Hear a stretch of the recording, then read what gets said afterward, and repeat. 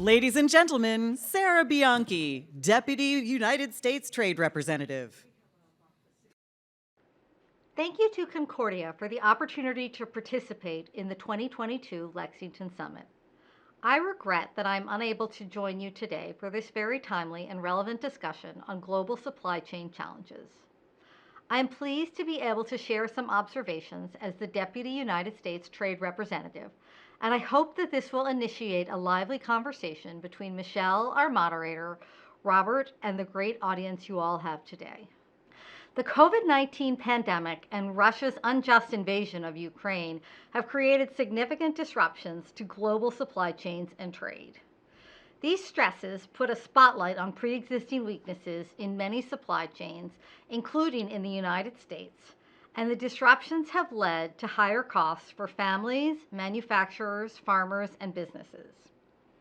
As we saw during the height of the pandemic, the United States, as well as other countries, faced port and transportation bottlenecks, which affected access to daily goods, as well as to critical supplies like medicines and PPE.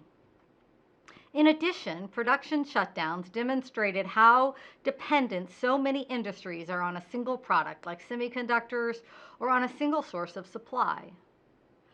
Understanding these global business-to-business networks and effectively addressing their weaknesses is a challenge not only for the United States, but for all governments.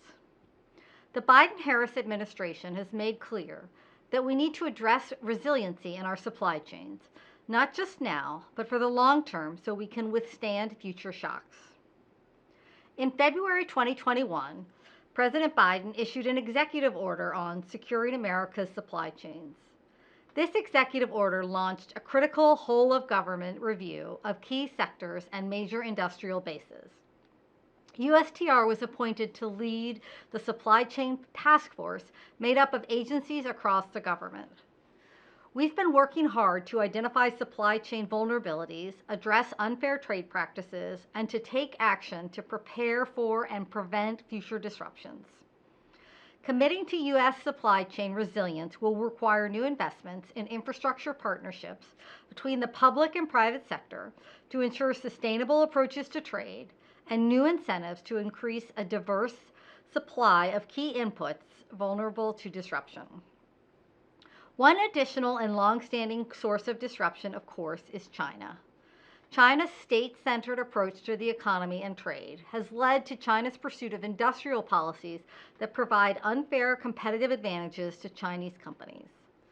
These industrial policies seek to displace foreign products and competitors so that Chinese companies can dominate domestic and global markets.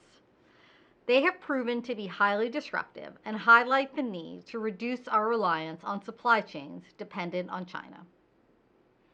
To build our durable solutions to our supply chain challenges, it's going to take all of us. Right now, the U.S. government agencies are working to ease U.S. port congestion, increase funding for research and development in new technologies that will enhance U.S. competitiveness and expand a skilled workforce to support U.S. industries with high-paying jobs. President Biden's economic agenda with the American Rescue Plan is creating a world-leading recovery from the pandemic, and the bipartisan infrastructure law will help us create resilient supply chains and improve our global competitiveness abroad. I was pleased to see the House of Representatives pass the America Competes Act, and I hope the House and Senate will come together quickly to pass a unified bill. And we are working with allies and trusted trading partners to enhance our trade and investment partnerships, focusing on 4 key principles: transparency, diversity, security, and sustainability. We are seeking to chart a new path in our trade policy that emphasizes innovation, resilience, security, and broad-based growth that creates good-paying jobs at home and abroad. The world crises have made us review not just our supply chains, but how we conduct trade itself and how we can work with like-minded partners to lessen the potential for supply chain disruptions, tackle climate change, and promote high standards for digital trade, competition, and labor rights. One important way we are engaging with trading partners is through the Indo-Pacific Economic Framework, which President Biden announced at the East Asia Summit.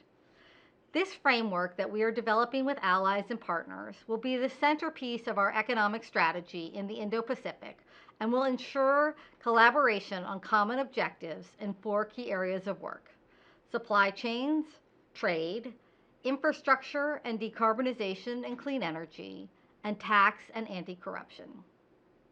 This signature undertaking by President Biden will help us not just trade more, but trade smarter, to reimagine our supply chains and how we do business with the world. But we recognize we cannot do this alone. We see the central role of the private sector in the United States and global supply chains, and we are continuing to engage with a broad range of stakeholders to assess the impact of fast-moving developments as well as longer-term trends so that we can consider how to best deploy our trade policy tools and to support supply chain resilience. I hope this has provided a great jumping-off point for your critical discussion on the future of supply chains and trade. Thank you, and I look forward to a report of today's discussion.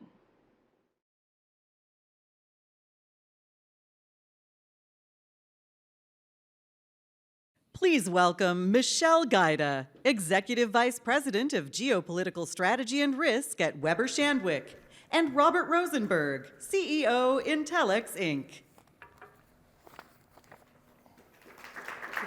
Thank you. Thank you. Well, really good to be here this afternoon. We just heard from Ambassador Bianchi. We're going to talk today about the future of supply chains, the future of trade, really big, really important topic. And her remarks really remind us of the incredible amount of disruption that has taken place over the past couple of years, and specifically since COVID, and not only as a business issue, but really as a national security issue in many ways, exacerbated first and foremost by COVID. Then we moved over to the seasonal trends in the holiday and Christmas season where there's supply chain slowdowns. And just as we thought we were coming out of it and there was going to be a recovery, now we're facing some new challenges because of the war that Russia is waging in Ukraine. We have energy shortages and disruptions, food and fertilizer shortages, metals and minerals on top of the semiconductor shortages that were already impacting the automotive sector, the consumer electronics sector. So these are historic and complex challenges, to be sure. So really glad to have Robert here today. He's the CEO of Intelex, and he's got a really unique lens advising the public sector through data and through technology in order to oversee the private sector regulation of supply chains and trade flows. So welcome, Robert. Thank you. Ambassador Bianchi had mentioned supply chain resilience. We hear a lot about supply chain resilience today. Talk to us about what exactly that means today after a global pandemic, as war is raging in Ukraine. It feels like, it's all disruption all the time. So what does it mean to be resilient from a public sector perspective and then really from a private sector who has to implement it and live it? Right. Well, thank you, Michelle. Can everyone hear me? All right. Can you hear me? Sorry, I caught laryngitis on my flight over, and figuring I was in Kentucky my first time here, so thank you for having me. Instead of water, I wanted some good Kentucky whiskey for a hot toddy. So, now my throat hurts. I should have one. Yeah. No, I actually don't share. My apologies for my voice. So when we're talking about resiliency, I think first let's take a step back. When people think about supply chain, I actually think that the word chain is actually a bad frame because it's perceived that it's linear.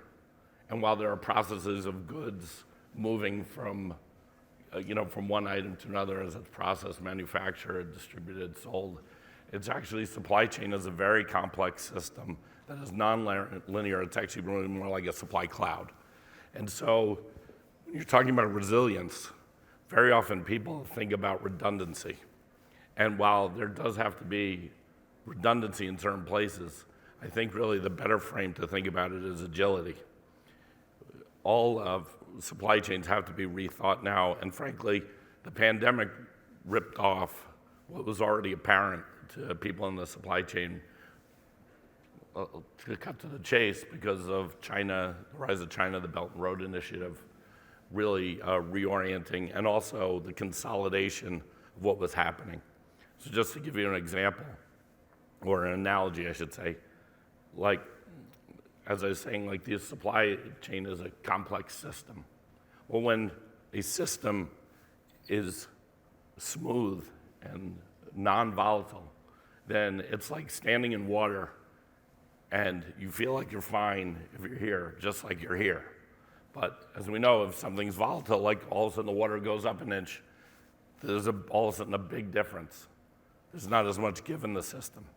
And so if we're standing in water and it goes up an inch, now you're drowning, we're here, you wouldn't even notice it. So we're in a situation now that became apparent to all of us in the pandemic, now with Ukraine, but was really already ripe anyway, that the system was in a perfect state where there was not a lot of volatility. And now we're talking about a situation where there's going to be a lot of volatility, not just today, but going forward. And so we're going to have to create more give in the system, which includes some redundancy, but also more agility across all of us on how we can be flexible and think about approaches and innovate and come up with ways to replace and move faster. So if we think about redundancy and we think about agility, you focus a lot on data and the use of technology to look at these things and make these types of improvements. So talk to us a little bit about the data. What are you seeing right now? What does that mean for what's ahead when it comes to it? I'm going to use this supply cloud now. I like that instead of supply chain, because I think it really does capture the complexity. What is the data telling us about where supply clouds and trade are headed? Well, I sort of would break it down into three areas. And since I work in the public sector, and really where the public sector interacts with the private sector, because supply chains are ultimately economic processes. But I have to look at it from a national security and global security lens as well. But let's break it down into three areas. One is data. What are we seeing out there? Well, as we all know, that supply chains are, the lag time is, to all of us, I mean, this is obvious, is very much extending, and we see that's going to be the case for a long time. Secondly, with that data, there's going to be ripple effects that are going to impact ways we expect and ways we don't expect, because again, these are complex systems. So when we're talking about like Ukraine, and we see with the data, we know that 10% of wheat exports are coming out of Ukraine, right? We might, as being a breadbasket nation, might be okay, but we have to be prepared that some of that surplus that would support other countries is not going to be there. And so we have to be prepared for unrest in potentially other countries. And then the third thing, that's point one. Point two is when we're looking at supply chains from a competitive standpoint, one thing people don't think about from the data, but is really important, that a lot of global trade works on standardized systems, standardized information systems, whether it's ISO standards, UN standards, and so forth. And we should know that that data is very much part of the infrastructure of trade. Those standardization is part of the trade. And you should know what used to be more congenial on how to solve global problems, just like everything else, has become an area of where people are contested. So from that standpoint, thinking about even standardization is becoming an area of competition, which is why we have to be not only thinking about how we can participate, but how we can drive forward standards that advantage us as well. The third thing I want to mention is that when we talk about data and supply chain, we're talking about visibility, which is also a part of resilience. So obviously, to be able to understand ahead of time, be able to see upstream and downstream your supply chains and the supply cloud that we're talking about, the ability to have visibility. Now, from a competitive standpoint, again, things that used to be more common shared, such as AIS data, which is, for those of you who don't know, is a standard transponder reads of vessels. Even that has become more contested. So in certain respects, visibility is getting harder, but we have to drive forward visibility, and we all have to contribute to help on that process. The Biden administration has put forward some working groups on that. Some of you might have heard of this group called FLOW, which is very much looking at it from a domestic lens on how to better information share. But supply chains are not just domestic, they're global. So we all have to figure out how we can contribute. So one thing I'm happy to announce that I just want to is my company Intellex, which works in global trade, is throwing open our platform for intermodal trade visibility as an open source that anyone can use and hopefully share in the community and help innovate off of that. And our first community member that's going to join is a group called the Logistics Coalition that's going to be using the data model to help bring aid to Ukraine in support of that. So I'm very proud to be able to announce that. That's great. And so with this announcement and the way that you're making data open source, this conversation and the contest essentially that you talked about on standardization of this data is so interesting. Again, not just from a US perspective, but really from a global competitiveness standpoint. I was on a panel earlier today and we talked about 5G in the same way. Whether it's supply chains, whether it's 5G connectivity, these are the new battlefields between great powers and great power competition in order to define our future, in order to be more competitive and ultimately more secure. So as we think about security in supply chains and in trade, how are you seeing, through your lens with the public sector and the private sector, how are you seeing national security really elevate its presence in these discussions around supply chain, and especially when it comes to private sector regulation? Well, so there's a concept in the military called contested logistics. And really, and you should know, it's funny that we're talking about these things like they're new ideas. Like, if anyone's read The Art of War and Sun Tzu, we know it goes back, only as long as this. So sadly, some things which are very old are become new again. But hopefully we can rise to the challenge. So the reality is that contested logistics normally are looked at in the frame of DoD or military. But the reality is both even the military supply chains, about 90% of military items move through commercial processes and of course involve the private sector. But in addition, we know that part of our strength is our economic strength. And so it's all of it becomes contested, right? Our ability to produce pharmaceuticals, our ability to have food. Basically, when you think about supply chain, you're talking about supply chain risk. I'm not only talking about bringing in things back to the US to expand our industrial base, it's also basically being, for our national perspective, but also for global stability, it's the ability to maintain leverage, that there's not too many, or really to be able to minimize pinch points. In other words, ways in which leverage can happen. And it's funny, I've been studying these issues for 20 years now, and the things we used to reflect on might happen, basically, in many respects, all happened in the last 2 years.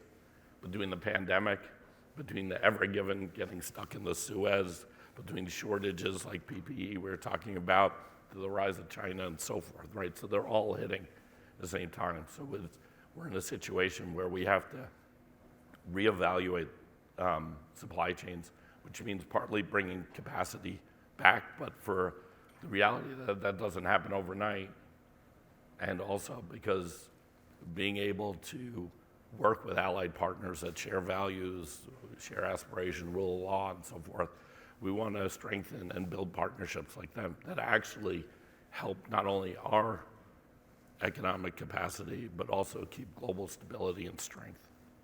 So we've got time for one more question here. You mentioned almost everything that we've worried about for the past 20 years happened since 2020. Things that were once unimaginable are now in the past. Yeah. So as we're here at Concordia and we're thinking about the power of public and private partnerships, cross-sector partnerships coming together, let's land on some solutions here. So we've talked about all of these new challenges: national security, geopolitics, disruption at all times. But where do you see the opportunity for public and private to come together to forge new solutions for resilience in supply chains and in trade. What needs to be built up? Does anything need to be thrown away? Like, how do we think anew about partnerships? So a couple of things I want to say about that. The whiskey's really good, by the way. But so, you know, I remember right after 9/11, and that's really when I got involved in supply chain security. And I remember talking to a family member of mine who was in New York. I grew up in New York, love my hometown. But we were talking about protecting the country, about potential threats after 9/11. And my family member was surprised, like, why isn't New York anymore? We were hit. I was like, well, yes, obviously that's true, and it was a blow to all of us. But I told him, you know, as far as I know, the farming, the breadbasket is not in Central Park.